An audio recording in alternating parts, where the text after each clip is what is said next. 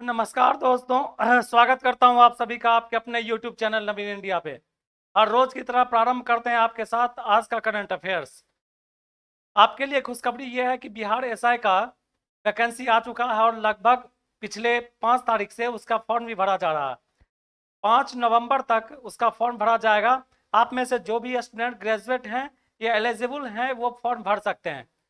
हर युवा के शरीर पे वर्दी अच्छा तो लगता ही है और उसका शौक भी होता है कि हम जो है वर्दी पहने। तो चलिए, अगर आप ग्रेजुएट हैं, आप में क्षमता है, तो आप फॉर्म जरूर भरिए। प्रारंभ करते हैं आज का करंट अफेयर्स का क्लास। हर क्लास चाहे करंट अफेयर्स का हो या दूसरा जो भी क्लास होगा आपका ऐसा ओरिएंटेड होगा, आप ख्याल रखिएगा इस बात का। कुछ पंक्तियों से प्रारंभ करते हैं। विवेकानंद ने कहा था, स्वामी विवेकानंद ने कहा था, उठो जागो और तब तक मत रुको जब तक मंजिल प्राप्त ना हो जाए। शायद हर एक युवा और वैसे स्टूडेंट जो एजुकेशन से संबंधित हैं, प्राप्त कर रहे हैं, उन्हें इस बात पे जरूर गौर करना चाहिए कि उन्होंने क्या कहा था। चलिए प्रारंभ करते हैं आज के नॉलेजोमीटर के पहले प्रश्न से। तो ये रहा पहला प्रश्न आपके सामने। कुरुमारिसानी लौह अयस्क किस क्षेत्र या राज्य में पाया जाता है?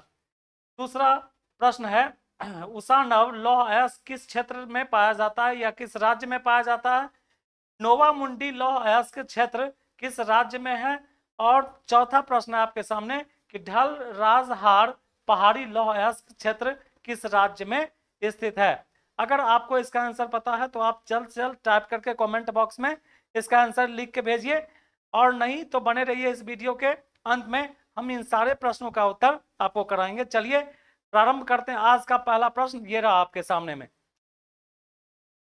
सालबुर्ग आर्द्र भूमि संरक्षण रिजर्व किस राज्य में है? इस तरह के सारे प्रश्न जो हैं पूछे जाते हैं बिहार एसआई और बिहार पुलिस, या इस तरह के जितने भी बिहार के एग्जाम में कम्पिटिटिव उसमें पूछे जाते हैं। आप जरा गौर से इन सारे प्रश्नों को देखिएगा, इसका उत्तर आप याद रखिएगा, ताकि आपके आने वाले एग्जाम्स में ये जो प्रश्न है इसके उत्तर आप सही ढंग से दे सकें। तो लिखा हुआ सालबुर्ग आर्द्र भूमि संरक्षण रिजर्व किस राज्य में है? आंसर होगा जम्मू एंड कश्मीर, यानी जम्मू कश्मीर में ये जो है अवस्थित है। आप राज्य कहिए या केंद्र शासित संघ शासित प्रदेश कहिए, तो ये इसका आंसर होगा जम्मू एंड कश्मीर, आप याद रखिएगा। संयुक्त राष्ट्र सुरक्षा परिषद की 2 वर्ष की सदस्यता के लिए, चलिए देखते हैं, संयुक्त राष्ट्र सुरक्षा परिषद की 2 वर्ष की सदस्यता के लिए हुए चुनाव में कितने देश को अस्थायी सदस्य के रूप में चुना गया है? आप सबसे पहले इस बात को याद रखिए कि यूनाइटेड नेशंस ऑर्गेनाइजेशन यूएनओ में 5 अस्थायी सदस्य होते हैं और 10 जो है अस्थायी सदस्य होते हैं।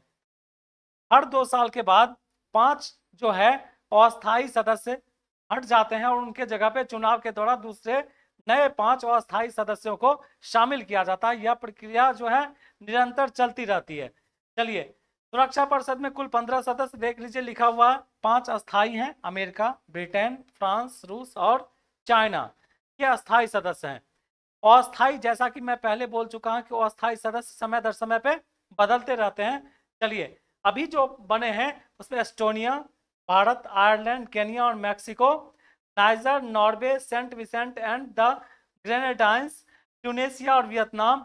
10 अस्थायी सदस्य जो हैं तो अभी हैं और 5 अस्थायी सदस्य हैं। और इसके साथ आपको ये भी जानना है कि वीटो पावर जो है तो अस्थायी सदस्यों को ही मिला हुआ है, अस्थायी सदस्यों को मिला हुआ नहीं है। तो आपका प्रश्न था कि अस्थायी सदस्यों के रूप में चुना गया है, तो आंसर होगा 5 देशों को। क्या होगा? 5 देशों को। अगला प्रश्न आपके सामने है कि स्टार्ट कार्यक्रम किसने चलाया है? स्टार्ट कार्यक्रम, तो आंसर होगा इसका इसरो। क्या होगा आंसर इसका? इसरो होगा इसका आंसर। इसरो इसका आंसर होगा। ठीक है, इसका देख लीजिए, इसका क्या होता है? Space science and technology awareness training. Start इसी को बोला जाता है जिसको बोला जाता है space science and technology awareness training, इसे स्टार्ट बोला जाता है। और यह जो है किसके द्वारा प्रारंभ किया गया है? इसरो के द्वारा प्रारंभ किया गया है। किसके द्वारा प्रारंभ किया गया है? इसरो के द्वारा प्रारंभ किया गया है। आप इसे ख्याल रखिए, इसे याद रखिए, इसरो इसका आंसर होगा। ये न्यू देख लो क्या लिखा हुआ है, a new introductory level online training programme. यह जो प्रोग्राम होगा ऑनलाइन ट्रेनिंग होगा, अर्थात ऑनलाइन ट्रेनिंग के द्वारा ट्रेंड किया जाएगा आपको।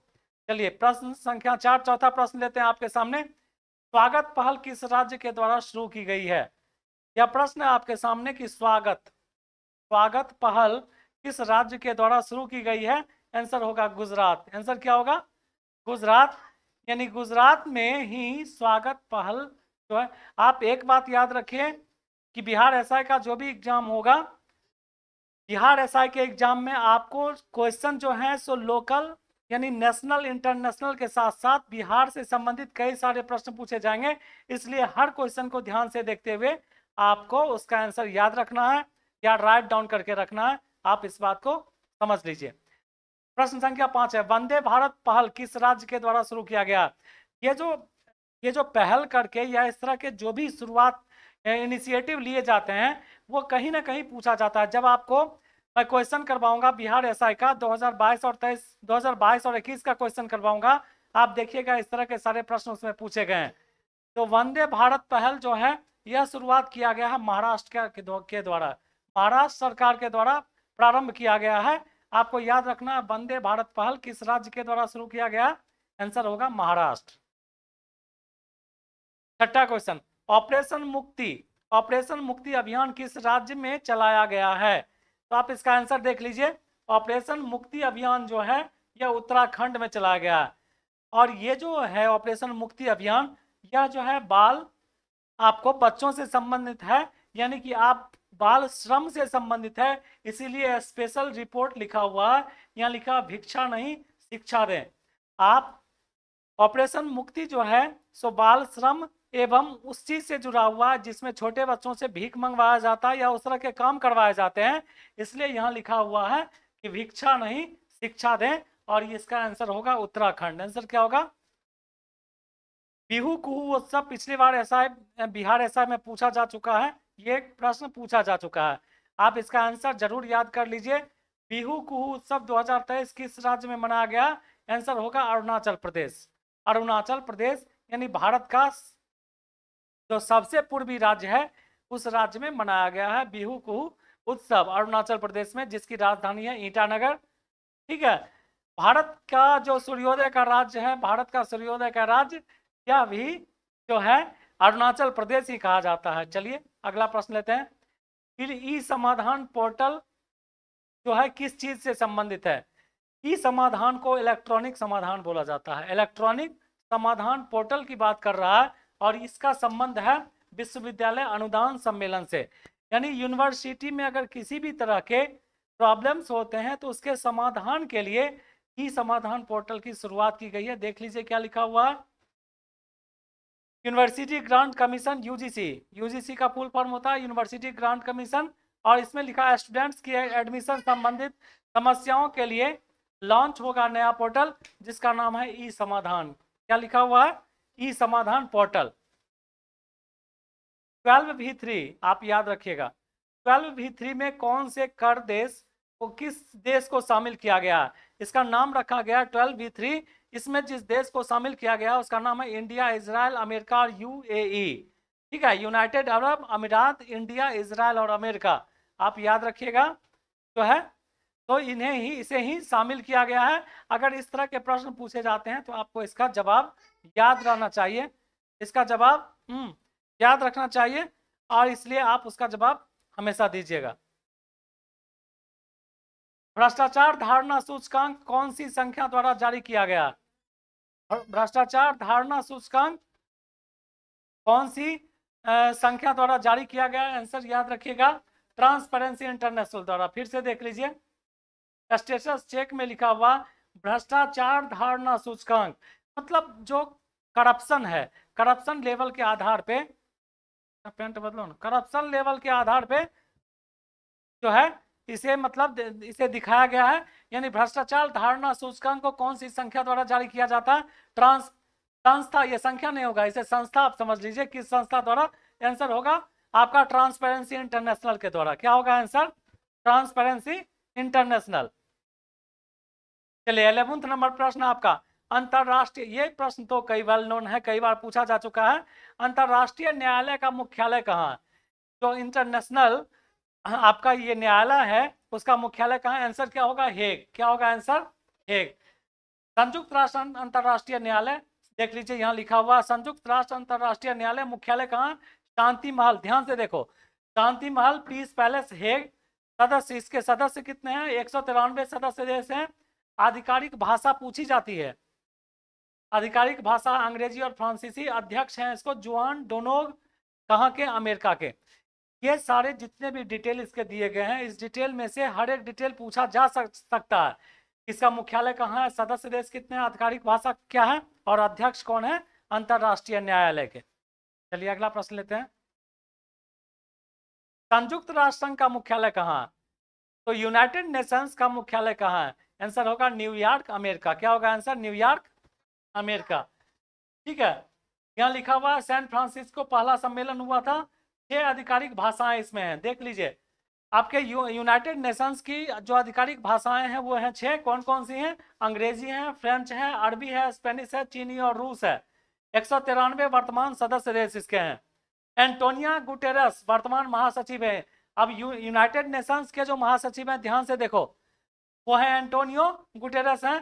प्रमुख अंग जनरल असेंबली है, सिक्योरिटी काउंसिल है, इकोनॉमिक और सोशल काउंसिल है, ठीक है, ट्रस्टीशिप काउंसिल है। प्रमुख मुद्दा क्लाइमेट चेंज, डेमोक्रेसी, ये सब जो है इसके प्रमुख मुद्दे हैं। किसके? यूनाइटेड नेशंस के। किसके? यूनाइटेड नेशंस के। 13th प्रश्न जो है क्वेश्चन आपके सामने रखता हूं। संयुक्त राष्ट्र बाल कोष UNICEF, ठीक है, यूनिसेफ का मुख्यालय कहाँ है? आंसर होगा यूनिसेफ का मुख्यालय कहाँ है? न्यूयॉर्क में। ठीक है, कहाँ है? न्यूयॉर्क में। आप आंसर याद रखिएगा, यानी न्यूयॉर्क। संयुक्त राष्ट्र विकास कार्यक्रम UNDP का मुख्यालय कहाँ है? तो यूनाइटेड नेशंस डेवलपमेंट प्रोग्राम। क्या लिखा हुआ है देखो, UNDP, United Nation development programme. और इसका जो मुख्यालय है वो है न्यूयॉर्क में। कहाँ पर है?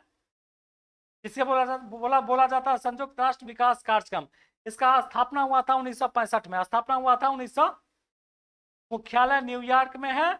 आप इसे याद रखिएगा। चलिए अगला प्रश्न लेते हैं। 68वां फिल्म फेयर पुरस्कार 2023 से की सर्वश्रेष्ठ फिल्म के रूप में किसे दिया गया? ठीक है, 68वें फिल्म फेयर पुरस्कार, तो 2023 में जो फिल्म फेयर पुरस्कार दिया हुआ है वो 68वां है। पुरस्कार के रूप में किसे? तो गंगूबाई काठियावाड़ी को ही सर्वश्रेष्ठ जो है फिल्म के रूप में यह पुरस्कार दिया गया है। याद रखिए। 16वां प्रश्न आपके सामने, 16th क्वेश्चन लेते हैं। ठीक है, शार्क साहित्य पुरस्कार, SAARC शार्क साहित्य पुरस्कार 2023 किसे? ये सारे प्रश्न पूछे जा सकते हैं, इसलिए आप निश्चित याद रखिएगा। शार्क साहित्य पुरस्कार 2023, आंसर याद रखो, बंगबंधु शेख मुजीबुर रहमान को दिया गया। किसे दिया गया? बंगबंधु। ठीक है, ये बांग्लादेश के संस्थापक हैं। कौन है? बांग्लादेश के संस्थापक, उन्हें दिया गया है। ठीक है, 33वां ग्रीष्मकालीन ओलंपिक खेल का आयोजन कहाँ किया जाएगा? याद रखना, 33वां ग्रीष्मकालीन ओलंपिक खेल का आयोजन कहाँ किया जाएगा? आंसर होगा फ्रांस की राजधानी पेरिस में। कहाँ पर होगा? कब होगा? 2024 में। कब होगा? 34वां ग्रीष्मकालीन ओलंपिक खेल का आयोजन कहाँ किया जाएगा? तो 34वां ग्रीष्मकालीन ओलंपिक खेल का आयोजन कहाँ किया जाएगा? आंसर होगा लॉस एंजल्स, अमेरिका। अमेरिका में लॉस एंजल्स है ना, लॉस एंजल्स अमेरिका में। कब होगा? 2028 में। 19वां प्रश्न, ठीक है, 19th क्वेश्चन आपके सामने रखता हूं। 35वां ग्रीष्मकालीन ओलंपिक खेल का आयोजन कहाँ किया जाएगा? आंसर होगा ब्रिस्बेन। कहाँ होगा? ब्रिस्बेन। और ब्रिस्बेन कहाँ पे है? ऑस्ट्रेलिया में। कहाँ पे है? आप याद रखिएगा। चलिए अगला प्रश्न लेते हैं, 20वां क्वेश्चन। राष्ट्रीय डॉल्फिन दिवस कब मनाया जाता है? ठीक है, डॉल्फिन से याद आया कि अभी हाल फिलहाल में लगभग 100 के आसपास डॉल्फिन एक साथ मर गए थे। जरा कमेंट करके गूगल पे सर्च कीजिए, रिसर्च करके भेजिए किस कौन ऐसा जगह है, किस समुद्र तट के किनारे पे मर गया था और किस कारण से। चलिए, राष्ट्रीय डॉल्फिन दिवस जो है 5 अक्टूबर को मनाया जाता है। कब मनाया जाता है? 5 अक्टूबर। ये डॉल्फिन मछली यही है, भारत के गंगा में भी पाई जाती है डॉल्फिन, और 5 अक्टूबर को यह मनाया जाता है। चलिए, नॉलेजोमीटर के जितने प्रश्न हमने पूछे थे आपसे, उन सारे प्रश्नों के आंसर एक एक करके आपको बताता हूं, आप जरा ध्यान से देखिए।